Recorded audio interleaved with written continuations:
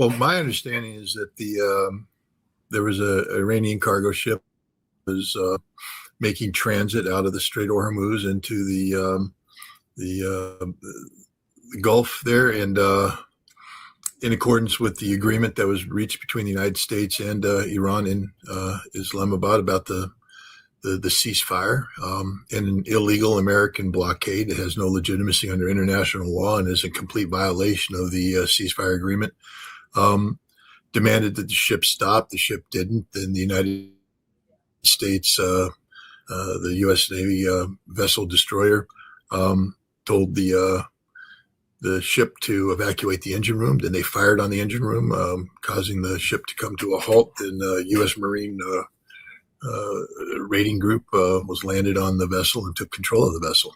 It is an act of piracy. There's no legitimacy for this action whatsoever. Wow. What would be the goal of something like this? Why would Trump and HEGSETH even order this?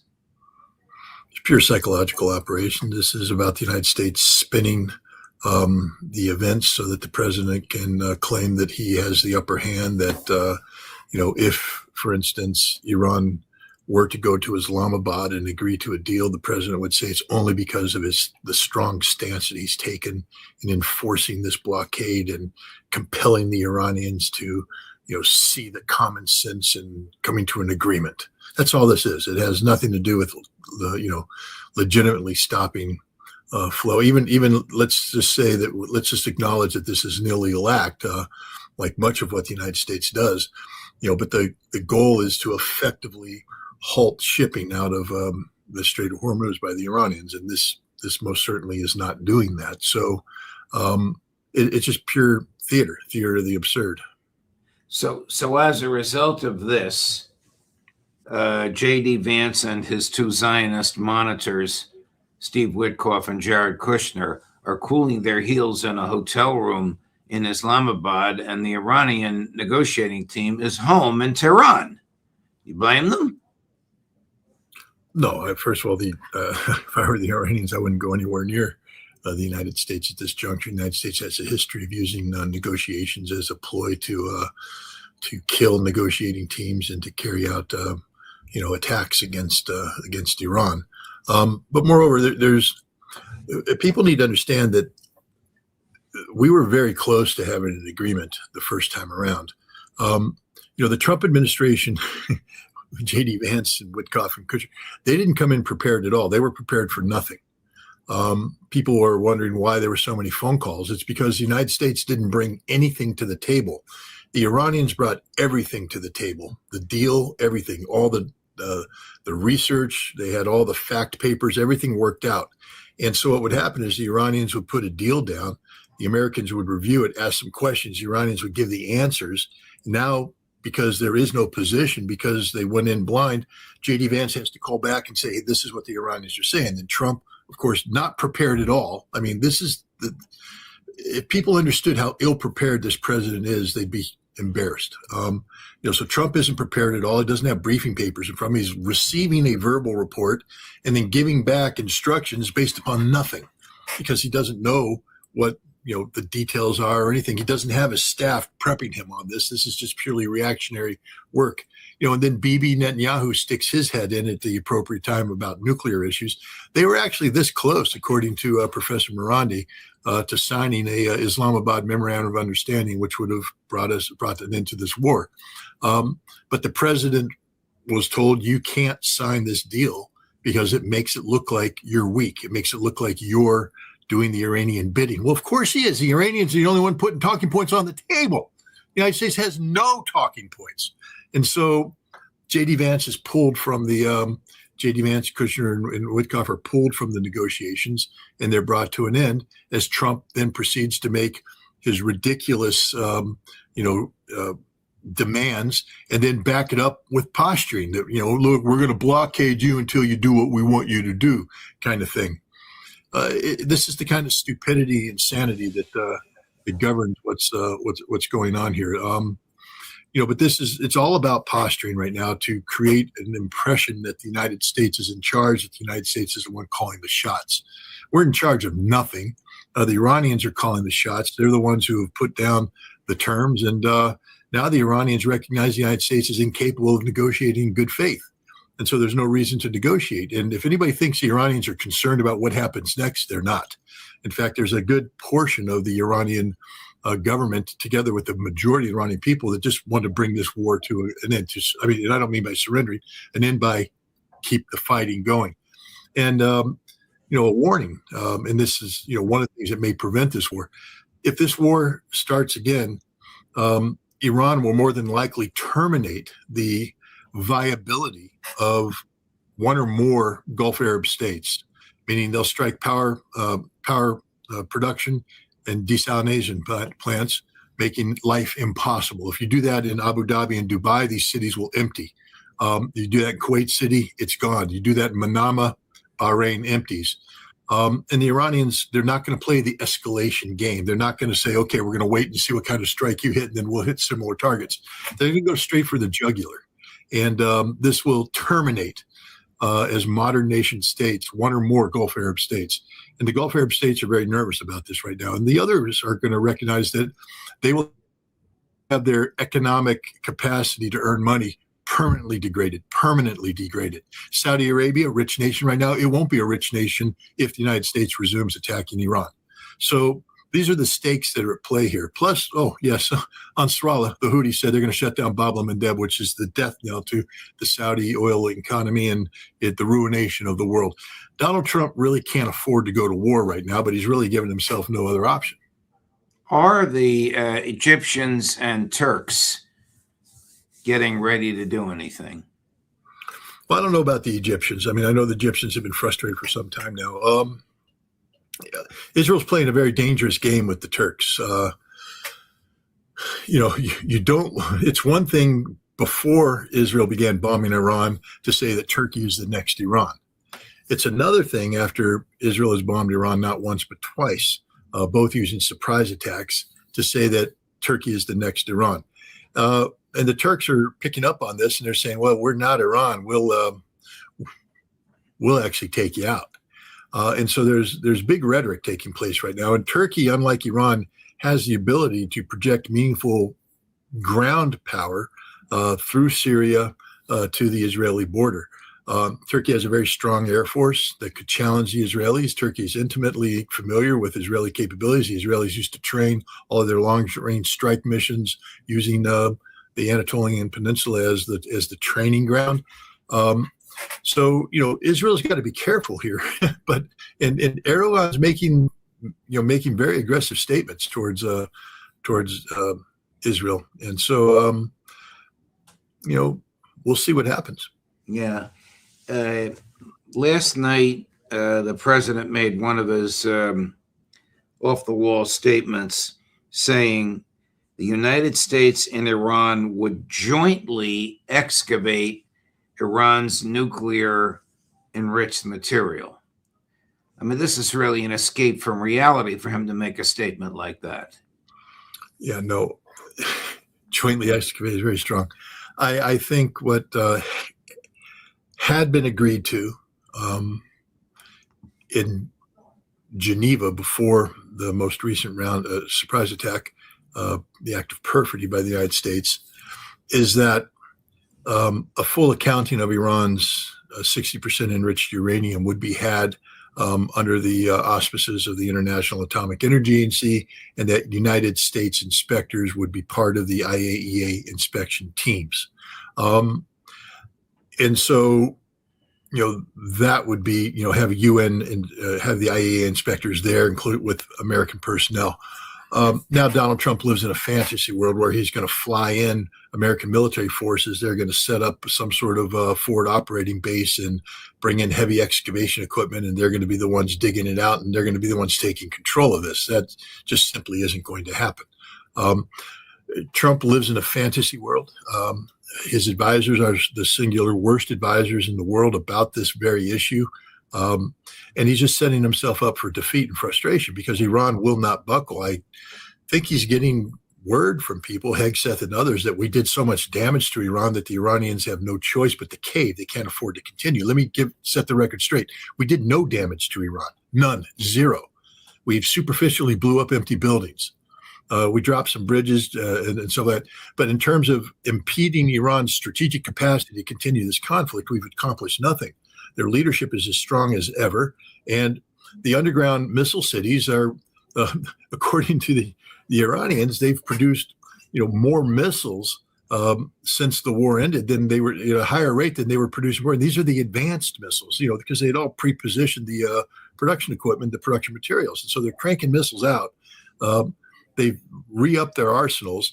And if this war starts, they're going to come in, like I said, with the most powerful missiles, the most accurate missiles up front. And they're not going to wait for the United States to do sufficient damage. The first bombs that drop, the Iranians should, according to what they've been saying, hit not just Israel with lethal blows, but as I said, the United Arab Emirates and at least one other state, maybe Bahrain, will be taken off the map in terms of being a viable nation state. Are you familiar with this story making the rounds that Trump on Saturday night or sometime over the weekend asked General Kane, the chairman of the Joint Chiefs of Staff, for an explanation of how the nuclear codes work, and General Kane said no and left the White House? I'm familiar with two such incidents. Again, I can't confirm them because I'm not in the White House. This is just a report. But let me just, so your audience understands that this isn't just blind speculation. I have been in the White House Situation Room. I have given briefings to, the deputies level. I understand how the White House process works. I understand how the interagency process works. I understand how the JCS interfaces with the president. And so, through this experience, you get, a pattern of behavior. And that's one of the things you do as an intelligence analyst is you assess patterns. You look for repeating patterns. Past practices do repeat. So I have a good idea how the system works, especially when it comes to nuclear weapons. And so when I heard that the president, when he tweeted earlier before the ceasefire that he was going to erase Iran, that was code word for the use of nuclear weapons. And my understanding is that the chairman of the Joint Chiefs of Staff put him on notice that no, they won't authorize, they will not concur with the use of nuclear weapons because it's a violation of international law. It violates issues of proportionality. It violates issues of distinction. And there's no justification for it. Nuclear weapons are designed, according to doctrine, to deter. You're not deterring anything with a preemptive use of nuclear weapons in an environment that doesn't scream, we have to use nuclear weapons to eliminate an existential threat. So the president was put on notice that, and he immediately responded by a tweet where he, in all caps, said, "and no nuclear weapons," as if to correct the record. To get ahead of any potential reporting coming out of the White House that he tried to use nukes and was told no.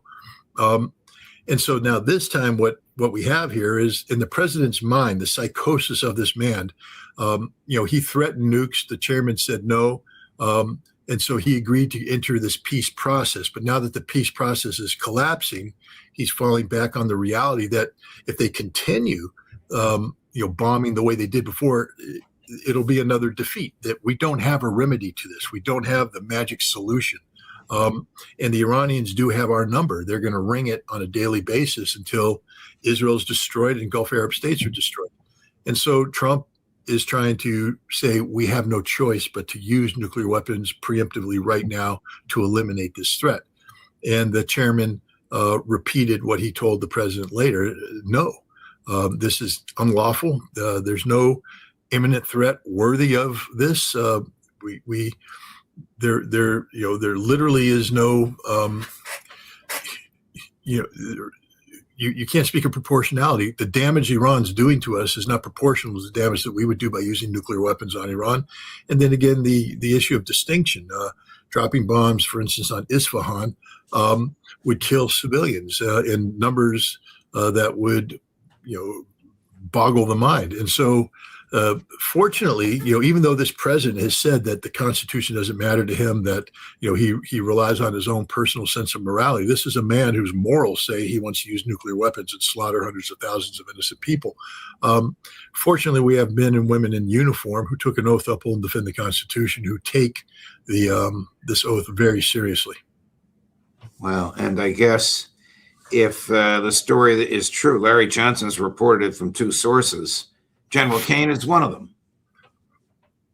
Yes. Taking the oath seriously. He takes it very. And the interesting thing is that he was handpicked by this president to be a yes man. They got rid of the Biden era guys. Kane was somebody who was passed over for 4 stars as a lieutenant general and went into retirement. And they brought him out of retirement and gave him a 4th star. And the feeling was this would be a hyper aggressive man that would do the president's bidding. And Kane has proven to be a very aggressive chairman of the Joint Chiefs. But on a number of occasions, for instance, he cautioned against this war. If the New York Times reporting is correct, he told the president, don't believe the Israelis. The Israelis oversell their capabilities. And there's no reason to believe that regime change will be as easy as the Israelis claim it to be. And so Kane, offered caution there. And then he turned the president down not just once, but twice when it comes to the use of nuclear weapons. And I've always said that the men and women who serve, they take this oath seriously, especially the higher you get up in the ranks. There may be problems. We may have politicized the military and all that stuff. But at the end of the day, especially when it comes to nuclear weapons, the military understands full well what the consequences of using nuclear weapons would be. The potential for expansion globally. And once you establish a president, one thing I ask people to think about is this. Russia has said they will not be the first to use nuclear weapons. But if the United States changes the paradigm of the use of nuclear weapons from we'll never use it because we recognize after Hiroshima and Nagasaki that these weapons can't be used to, we'll use it when it's convenient for us to use it to change a conventional military power equation. That becomes an intimidation factor, meaning the United States now will intimidate everybody saying, we've used nukes. You sure you want to take us on in Ukraine conventionally because we use nukes? And the Russians will have to level the playing field. They'll have to do it for national survival. And there's a lot of people in Russia right now saying that it's time for Russia to use nukes preemptively against Europe to set a precedent. So this could go bad very quickly. We should never use nuclear weapons. Let's go back to where we started, Hormuz. Who controls the Strait? Is it open or is it closed?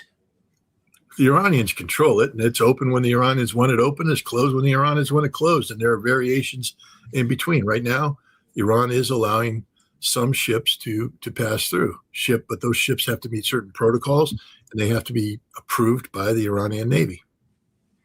Do you think that Trump and the Israelis have given up the ghost on regime change and degrading Iran's ballistic missile capability, two of their, from time to time, stated goals? I believe that the Israelis understand that there will be no regime change. That is not going to happen. The reporting is that the Israelis have acknowledged that they're going to have to learn to live with the Iranian regime in a post-conflict environment. The Israelis have not yet given up on either degrading Iran's nuclear capacity and degrading Iran's ballistic missile capacity. They believe if they continue this conflict that eventually, they'll be able to find the right combination of strikes to do this. I believe they're wrong, and I believe many people in the Pentagon believe that they're wrong. But, there are those, and unfortunately one of them is named Pete Hegseth, who believe that by continuing this conflict, the United States will be able to do what we couldn't do in the first 40 days of this conflict, which is to degrade Iran's ballistic missile and drone launch capabilities. Here's a 2-bit political hack masquerading as the U.S. ambassador to the United Nations, arguing on one of the talk shows that destroying power plants and bridges is not a war crime. I guess in his own mind, he could have added grammar schools for girls. Chris, cut number 4. I hope we don't have to go back to a military option, but President Trump's made it very clear. And by the way, bridges, power plants that are run by the IRGC, which runs the entire military, are absolute legitimate military targets, not only now, but have been historically. That is a false, fake, and ridiculous notion that this is some type of war crime. Talking about the Revolutionary Guard runs a bridge. I mean, this is fiction. First of all, you know, 2 points. One, at the end of the Iran-Iraq war, when the Iranians were looking to demobilize hundreds of thousands of fighters into an economy that was fairly dysfunctional, one of the ways they avoided having mobs of military veterans unemployed on the streets was to allow the Revolutionary Guard Command to create businesses, and then to give those businesses contracts related to infrastructure development inside Iran. And so many of the companies and industries that build roads, that build bridges, et cetera, are run by the IRGC. Just because an IRGC company builds something doesn't mean that it has a military capacity. It's just a unique feature of post-war Iran. Two, and perhaps more importantly, if you were going to make the argument that a bridge had military capabilities, you would have dropped that bridge already. We targeted bridges that had genuine military capabilities. If you were going to strike a dual-use power generation capacity, one that was providing power to, say, a military factory or a military installation, we would have bombed that already. But here we are, after 40 days of incessant bombardment, being told that suddenly there's a new list of relevant targets. There aren't. There's just a new list of targets of bridges and power plants that have nothing to do with Iranian defense industry and everything to do with the civilian population. And this is the war crime. In a trial, I would just simply ask, why did you bomb this? Why didn't you bomb this in the first 40 days? It was so essential to military victory. I mean, you're hitting 1,000 targets a day, according to Pete Hegseth, 1,000 points on the ground. Why didn't you factor in these targets in that if they're so essential? And the answer is because they were civilian targets and you knew it, and that's why they were excluded. And now you want to put them on, which means that this is collective punishment. It has nothing to do with, the legitimate degradation of a target that has dual use capacity. So this is a war criminal regime. And, sadly, the military, if they go along with this target deck, is committing war crimes. Trump said about 15 minutes ago that the ceasefire is over on Wednesday and the war will resume. What will the likely consequences be to Israel and to the Gulf and to American assets out there if Trump and Netanyahu resume the war at the level at which they started it 6 weeks ago? Well, the Iranians have made it clear that they're not going to, start slow and finish fast. They're not going to wait for the United States and Israel to set the pace, which is what they did in the 40 days. The escalation, the nature of targets, et cetera, that were engaged by Iran were largely defined by the nature of the Israeli-American strikes against Iran. Here, the Iranians, I believe, will start with the notion that because the United States is incapable of negotiating good faith, that you must assume that any military action that's now taken is done to eliminate the regime of the Islamic Republic, and therefore this is an existential war. Therefore, just go for the jugular from the start. And I think this is what you're going to see if we start attacking Iran. I think you're going to see Iran hit some Gulf Arab states harder than they've ever been hit Israel very hard, start taking out key infrastructure, and maybe reach out and touch the United States in a few places as well. That the United States has grown overconfident in terms of operation. But, this is going to be a one-way street. When the war starts, we will be bombing empty buildings. We will be blowing up bridges and railroad tracks that have no fundamental value from a military standpoint. And Iran is going to be, striking back with absolute devastation. And the defeat will be obvious after the first 3 days when, as I said, perhaps Abu Dhabi, Dubai, maybe another city will be unable to sustain life on the scope and scale necessary to be to retain the stature that they enjoy today. People will be forced to flee by the hundreds of thousands. Whatever happened to Trump's Board of Peace? Well, the funny thing is, the Board of Peace was largely funded by Gulf Arab states, and a large percentage of the members were Gulf Arab states. Again, if I were advising the president, I would have gotten the Board of Peace involved in a negotiated compromise settlement on the Strait of Hormuz regarding revenue collection and revenue sharing, and let the board manage this. It gives credence to the board, gives them a viable project that they can brag about later. It keeps the Iranians happy by allowing them to maintain the fact that they have their hand on the throat of the Strait of Hormuz. And it would appease the regional partners, because it would allow money to be raised that could be used to reconstruct not just Iran, but United Arab Emirates, Bahrain, Kuwait, Saudi Arabia, etc. And so and it also there's just so much that this board could have done and could have been involved in. Would have given it United Nations stamp of approval, etc. But the board members don't trust Trump anymore, and so I think the Board of Peace is just a derelict organization right now. Wow, Scotty, thank you very much. Deeply appreciated, my dear friend. Good luck with what you're going to be doing in the next few days, and we'll talk to you again soon, my friend. Okay, thank you very much. Thank you. Wow. Well, hang on to your seats, because I guess the war is going to resume very soon. When and if it does, we'll be bringing you the best commentary we can. Tomorrow at 8 in the morning, Ambassador Chaz Freeman. At 10 in the morning, Professor John Mearsheimer. At 9 in the morning, Professor Mearsheimer. At 10 in the morning, Colonel Bill S. Story. At 2 in the afternoon, Matt Ho. At 3 in the afternoon, Colonel Karen Kwiatkowski. Justin Napolitano for Judging Freedom.